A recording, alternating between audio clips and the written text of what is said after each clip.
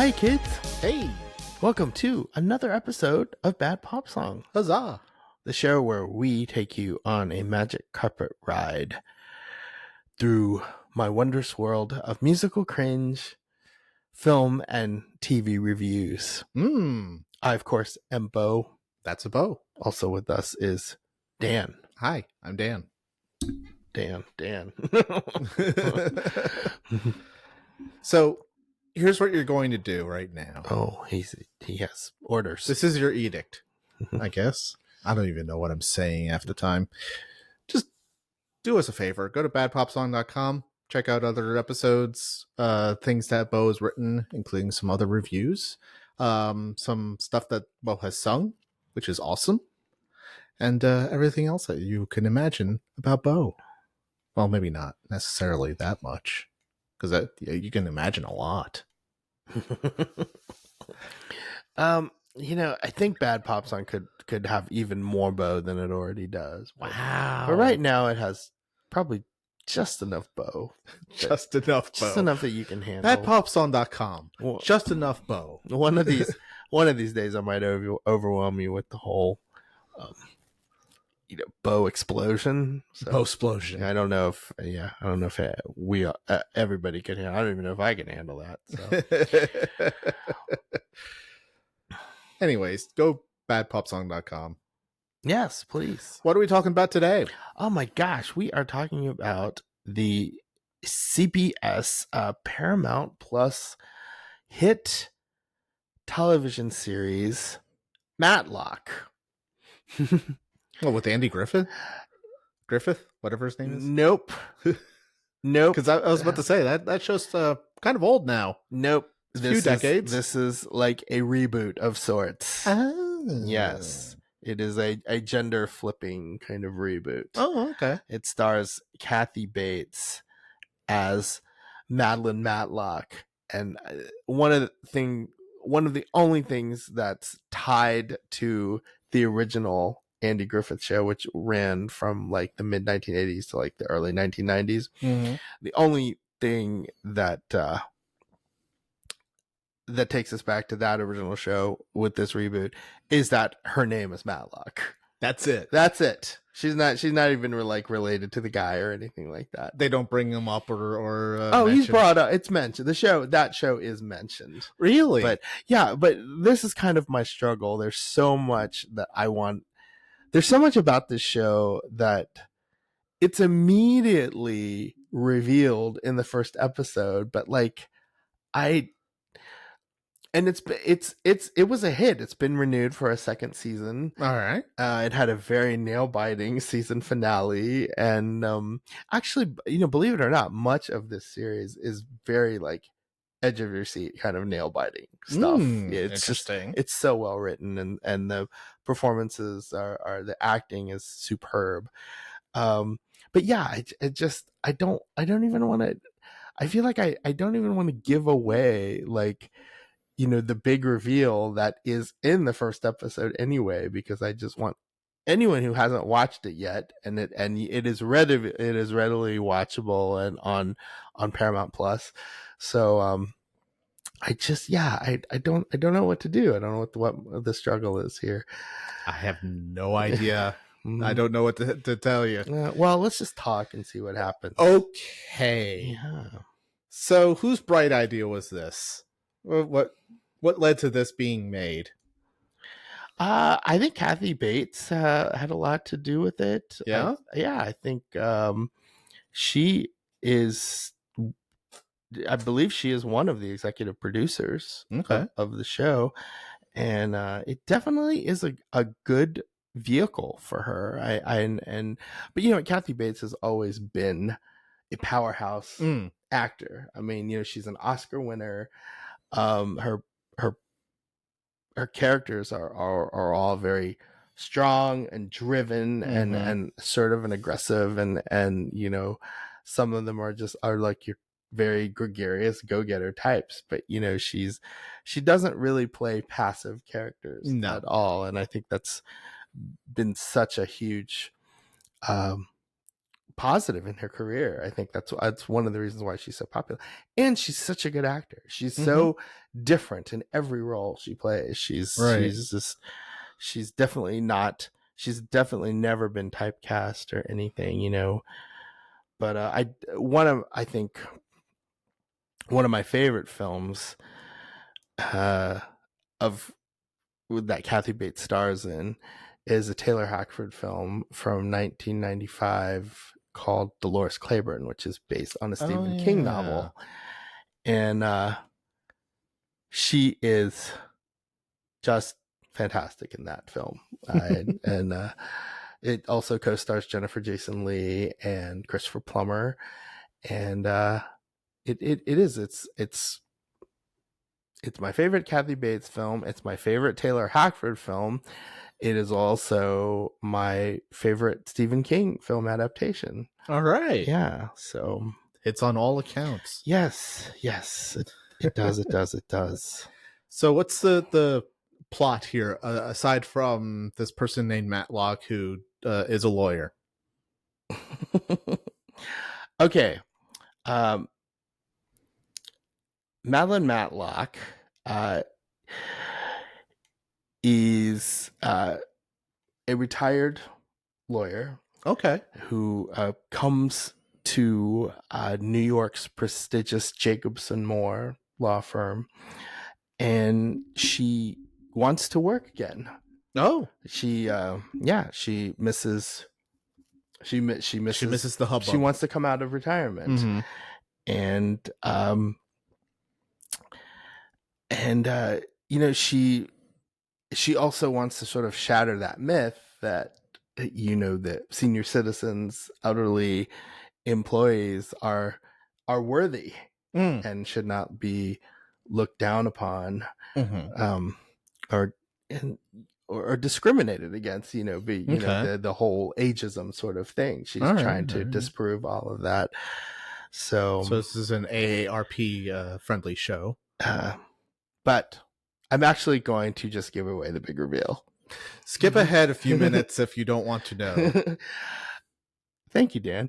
Madeline Matlock is actually Madeline Kingston. Madeline Kingston is a wealthy, also retired lawyer, but her daughter was addicted to opioids, Mm. and she died. And she suspects that Jacobson Moore hid the study that opioids could be taken off the market. So she Oh.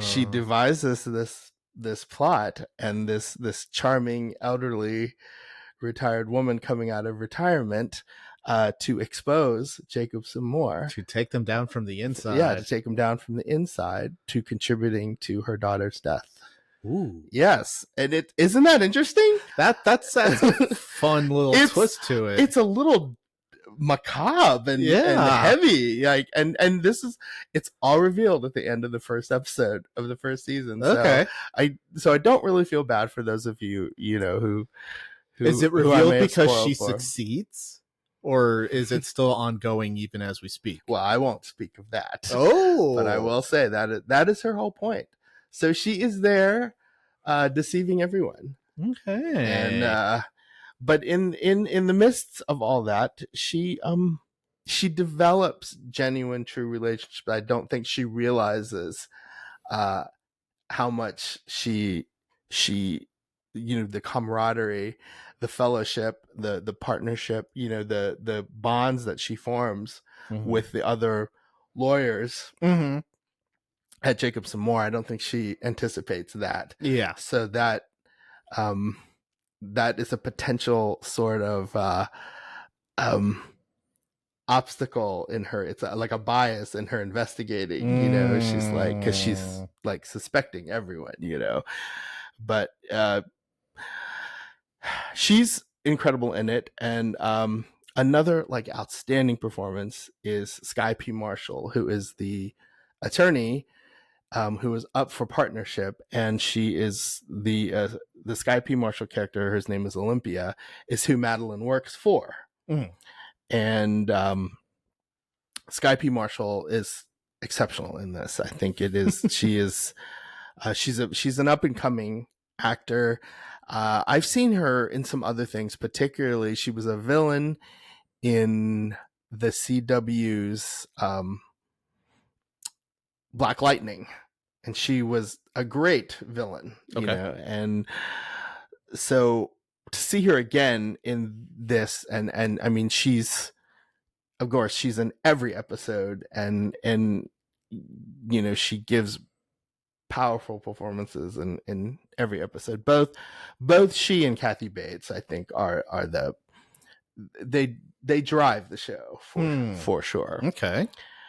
So Jason Ritter, who is John Ritter's son, he is also in it. He plays another one of the lawyers that is up for partnership. His name is Julian, and Julian and Olympia are a separated married couple. So you get that sort of inner office kind of tension. There's history behind them. Yes, because you know they have a family together. Oh no! Like, and then you have the younger lawyers starting out, and you know they are beautifully played by David Del Rio and Leah Lewis. The Billy and Sarah characters are also very driven young lawyers. They also work for Olivia, and so Madeline and Billy and Sarah are part of like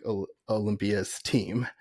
So, and yeah, they're young, they're very determined, they have their own. Sarah is very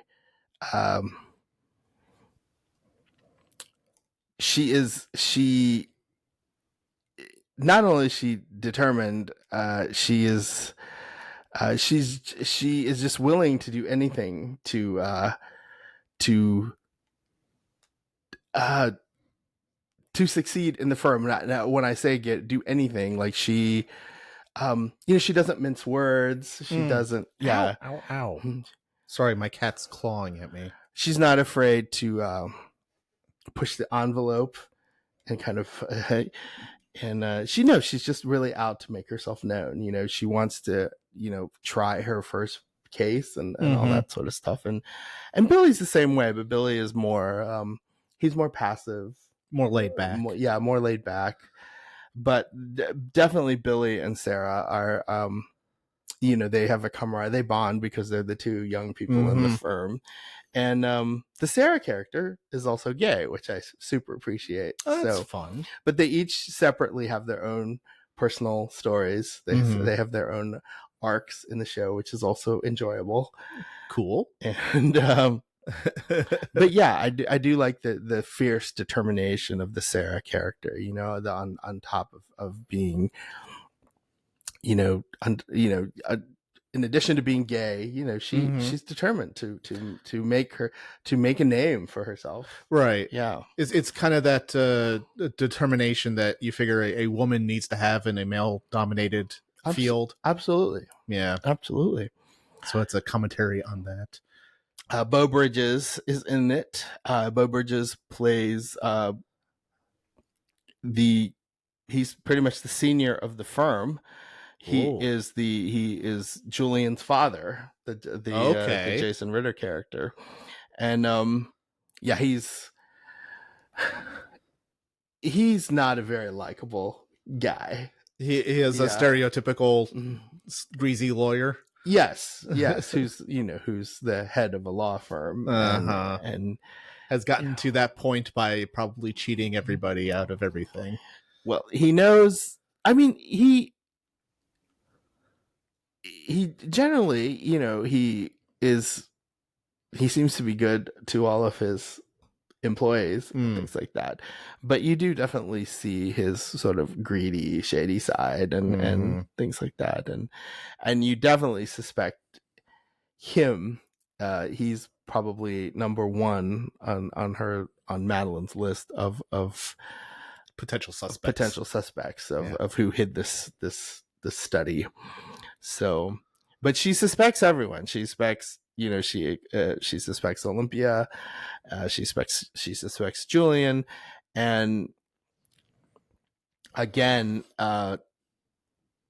Olympia and her become very close, and it makes it again, it sort of clouds her. It adds, there's some, it clouds, and there's some bias, and it's hard for her to sort of compartmentalize and separate that, and so on top of that, she's got a husband named Edwin, and she has a grandson named Alfie, and we see them all throughout the season, every episode, and they too are very involved in helping her, because the day-to-day life, the woman that died is Alfie's mother, of course. So so they've taken over parental responsibilities. Yes, they've taken over responsibilities, and as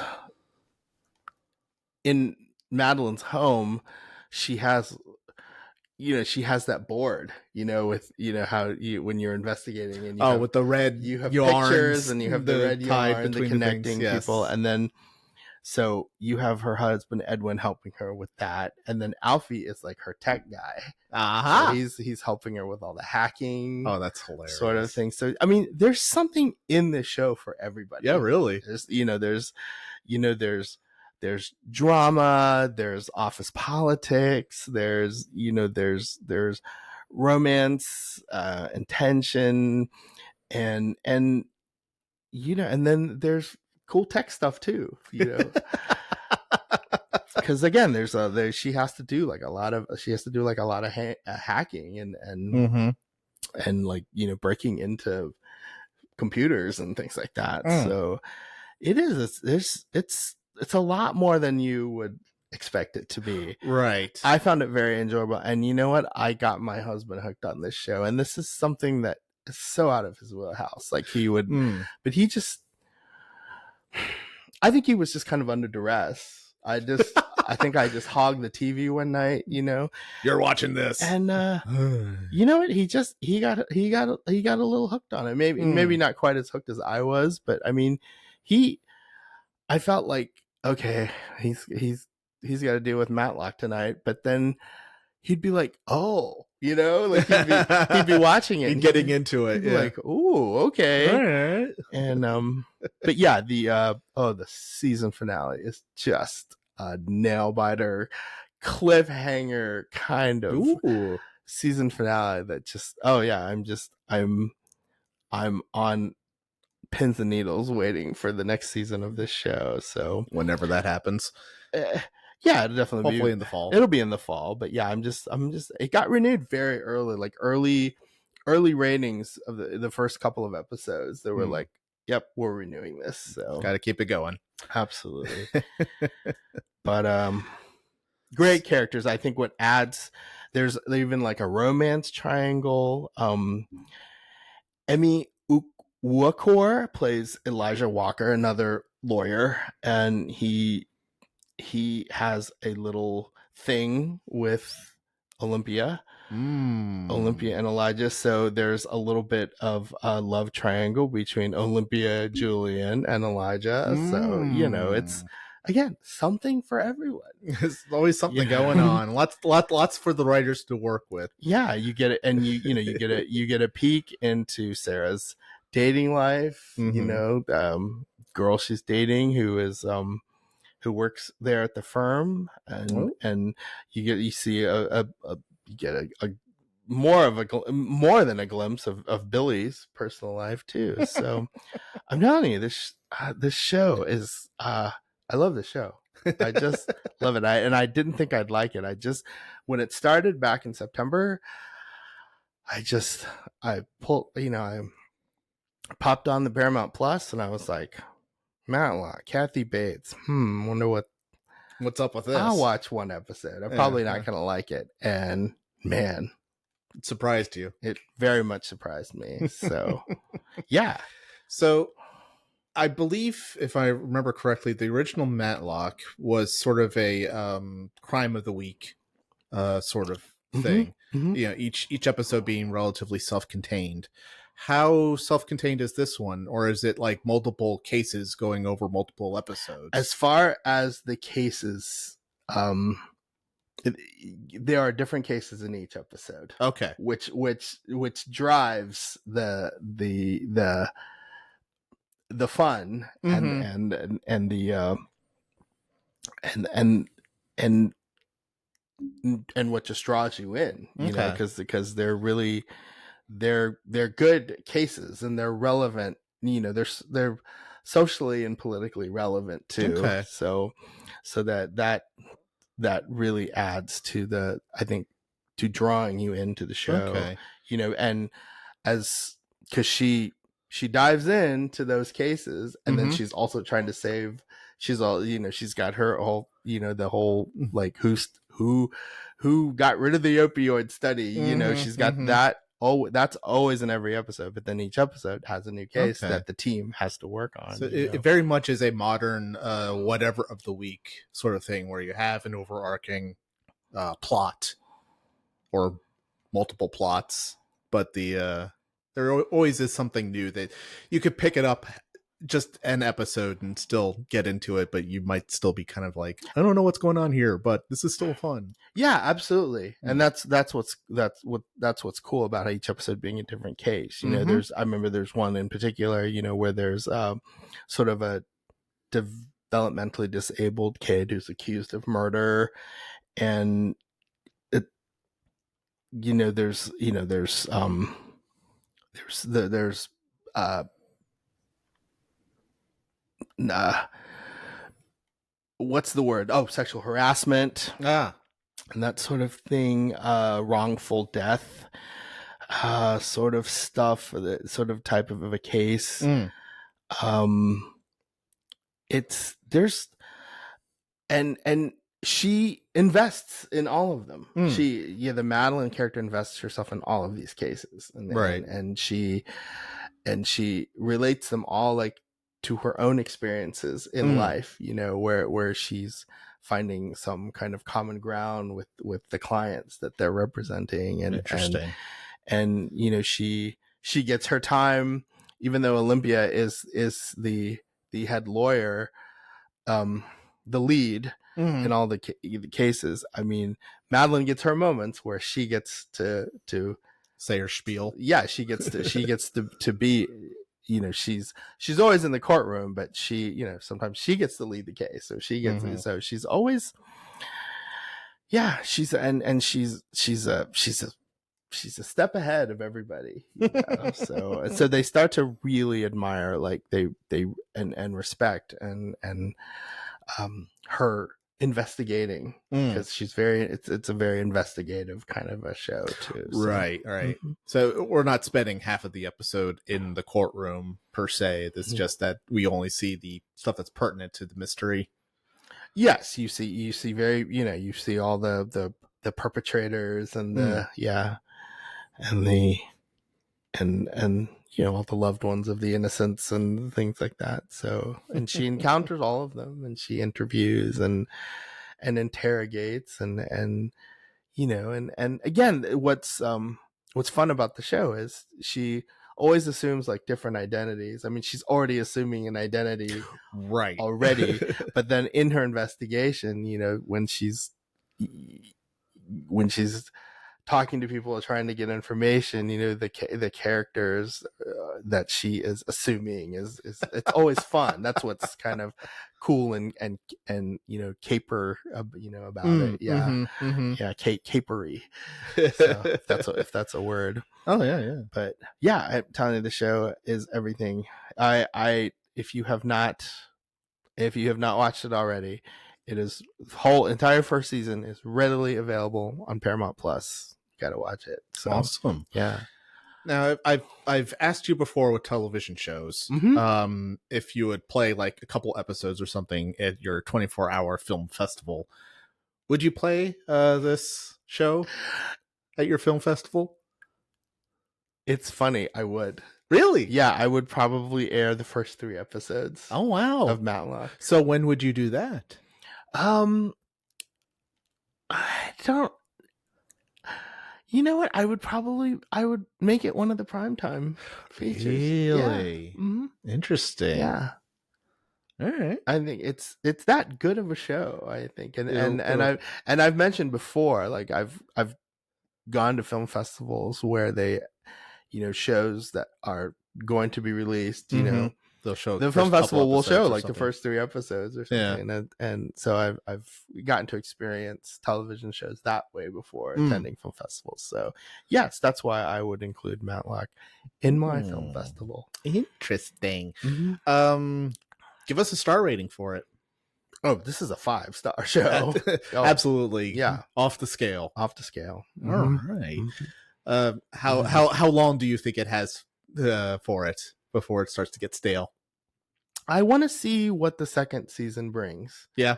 Because again, there were a couple, there was more than one like cliffhanger there, and it can really go in any kind of direction. Right. Yeah. These... And it's all stuff that has to do with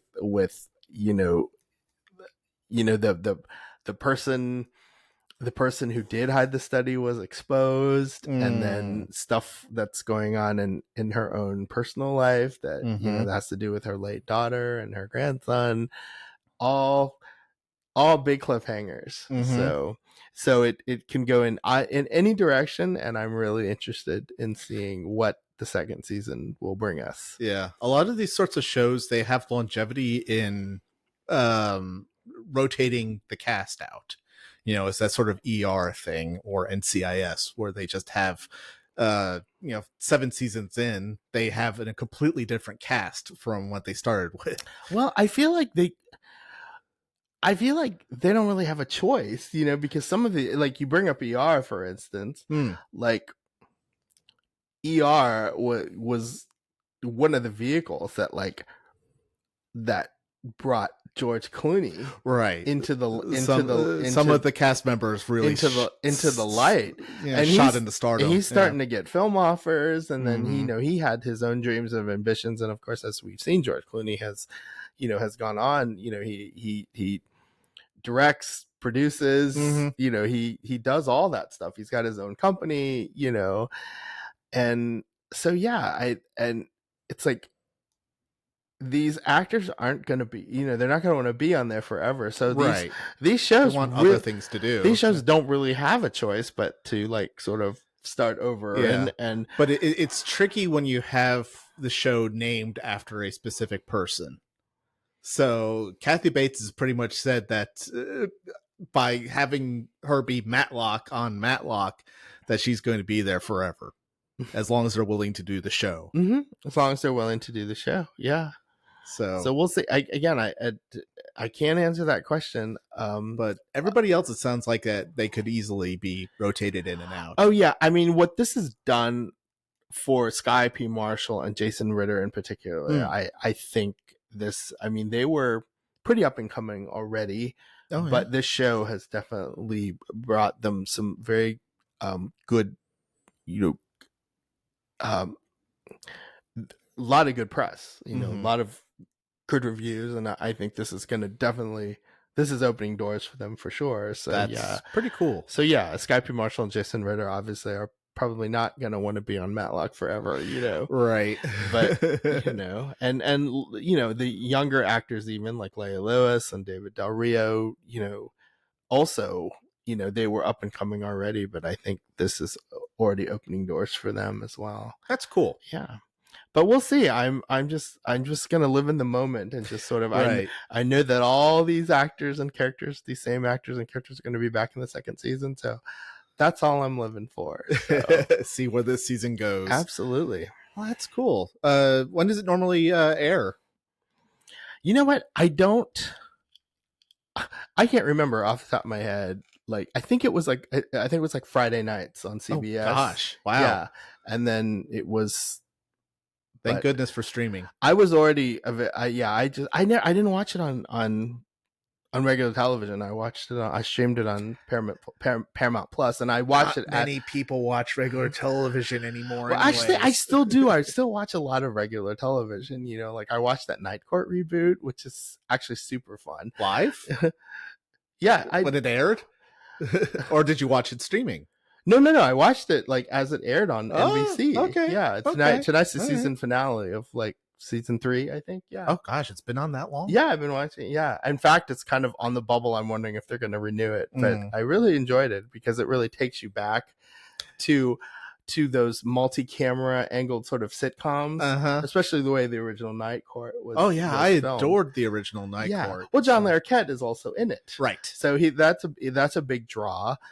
And you have comedians like Gary Anthony Williams that are in it, and he is just a riot on that show. And if I love Gary Anthony Williams just from watching him on Whose Line Is It Anyway? So it's just he's just so funny, and he's just so I